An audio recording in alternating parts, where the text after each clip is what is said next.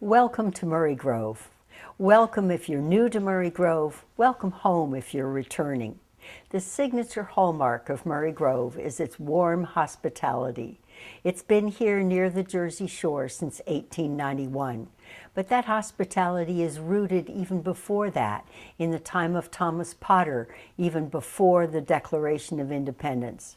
And here today to tell you that story is Michael Masters, who served this community for many years, and he knows its history well and loves it. He's even been known to assume the personality of Thomas Potter. So here is Michael. My name is Thomas Potter. I was born in these woods in 1689, one of the first generation of children to be born in this area. My family came down from Rhode Island. They were Rogerine Baptists, or Quaker Baptists as they called them, fleeing the persecution of the Puritan authorities, starting a new life in this virgin territory. My father didn't think it necessary to teach me to read or write, but I didn't find that a hindrance. I created several businesses. I had a 500-acre farm. I created the sawmill at Double Trouble, had a shipping service up and down the shore, and quite frankly did quite well by myself.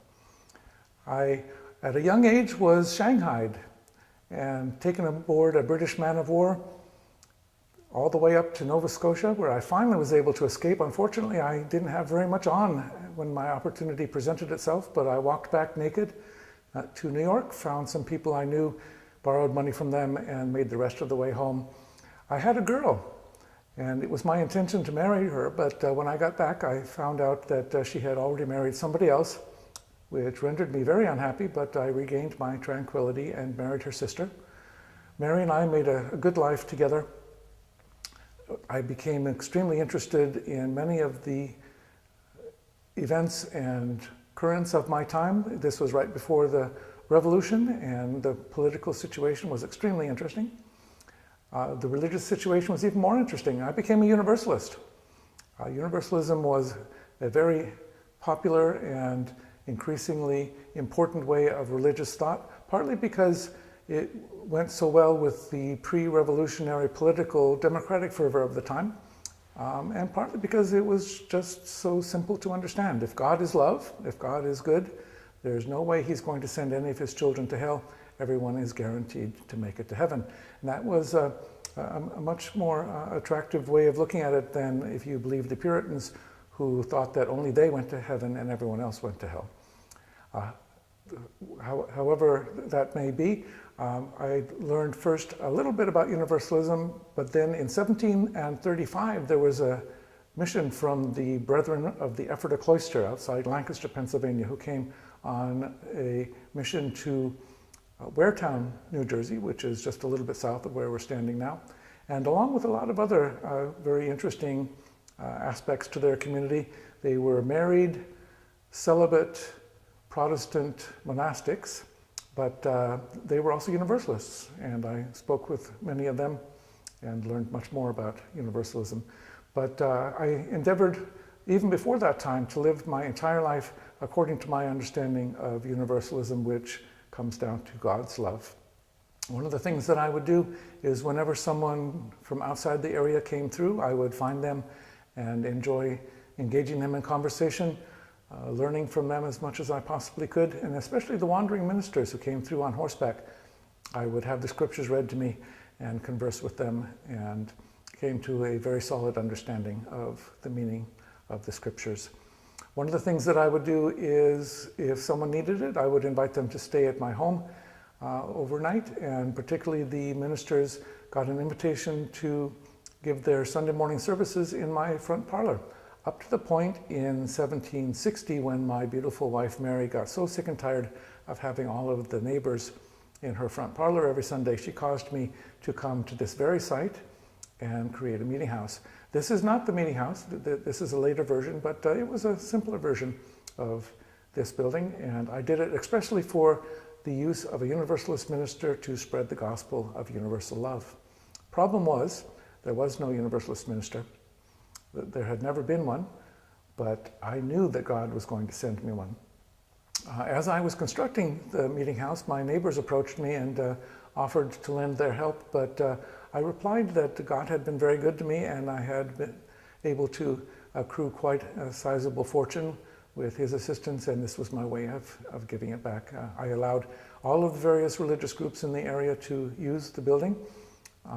One by one, as time passed and they became more and more organized, the various groups, the Presbyterians and the Quakers and the Baptists, approached me and said, you have this wonderful building that you are not making best use of. If you were to turn it over to us, we would be able to make much better use of it. I replied to them one by one that as soon as they could demonstrate to my satisfaction that God were either a Presbyterian, a Quaker, or a Baptist, I would be delighted to turn it over to them, but they were unable to do so. And I continued allowing everyone to use it, but I knew that God was eventually going to send me a Universalist minister. I was working down by the bay one day, and there was quite a commotion a little bit further up the bay. A large vessel had gotten itself trapped in the shallow sand and had offloaded some of its cargo onto a smaller boat. The big vessel was eventually able to get back over Cranberry Inlet and proceeded to New York, but the smaller boat was blown back into the bay just as it was approaching the break in the barrier island, and they came ashore. As that was happening, to my surprise, a voice came to me and said, Potter, in that vessel is the Universalist preacher that you have been waiting for. I thought that was very interesting. I finished my work. I went home. The folks who work for me had acquired a whole basket of freshly caught fish, and my wife and her helpers were preparing them for dinner when I was sitting on my front porch waiting for that to happen, and up from the path came a man I did not know. He came up and said that he was on the smaller boat that had been trapped, and he and some sailors who he had left at a tavern were in need of a supper, and he asked if he could purchase some of the fish. And I said, absolutely not, I will not sell you any fish. And I could see he was just about ready to get angry when I explained that I got the fish for free from the ocean and I was happy to give them to him for free. So we arranged for the fish to be taken to the tavern and prepared for the sailors. But it was clear to me that this gentleman was well educated and someone that would benefit me to know better. So as was my custom, I said, well, why don't you stay and have your supper with us while the sailors are being taken care of. But he said he thought he probably should make sure that they were all right first. I then, in turn, replied that he would be welcome to come back afterwards and not only have dinner, but stay the night with us. As he approached the house the second time, to my surprise once more, the same voice came to me and said, Potter, this is the Universalist preacher I have sent you. I immediately embraced him, much to his great surprise, and told him how much I had been waiting for him and how delighted I was to see him. He was somewhat flabbergasted. He said he was just here a few minutes earlier, but I explained about the voices, and we continued our conversation, and it turns out that he was in fact a Universalist, and that he was in fact a preacher. I said, that's it. The wind is never going to change.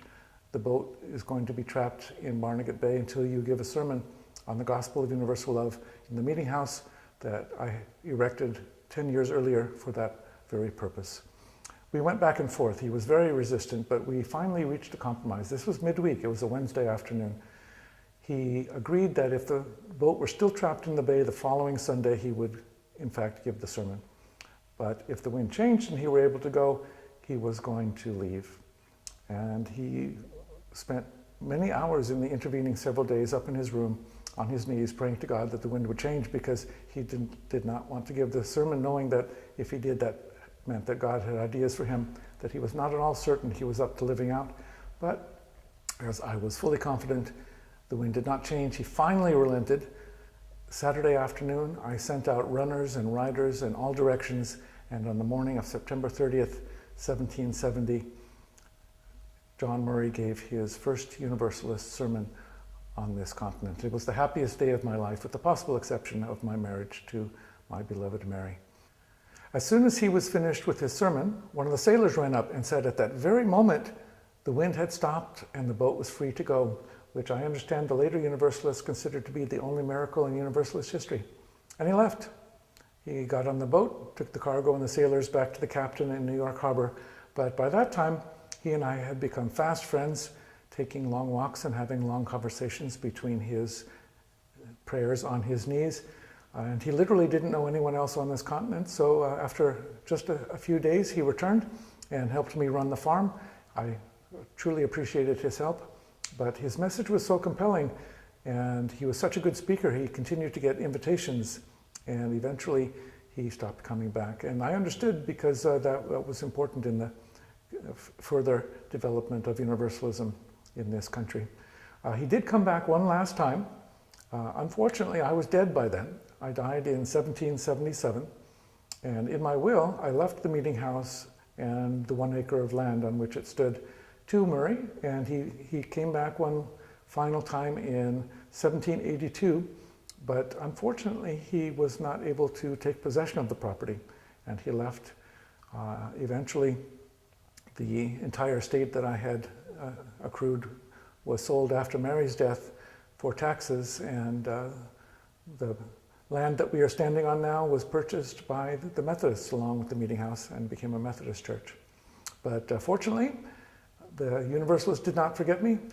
John died in 1815 up in Boston, but with the help of many others, his movement grew and became one of the largest in this country. And in the 1830s, the Universalists started coming back and began what they called Murray Grove in honor of John Murray. It always did occur to me that it would perhaps have been more appropriate to call the place Potter's Grove, but they chose to name it after him instead. But I'm delighted that they came. They put up a tombstone on my grave, which you can see at the corner of this fine church, and kept coming back year after year, and it became a center of Universalism. And I am humbled that they continue to remember me and to honor my name.